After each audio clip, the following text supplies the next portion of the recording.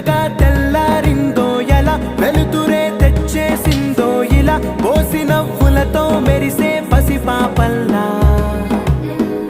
చేదతో బావులలో గలగల చెరువులో బాతుల ఈతల కళ చేదుగా ఉన్న వేపను నమిలే వేళ చుట్ట పొగ మంచుల్లో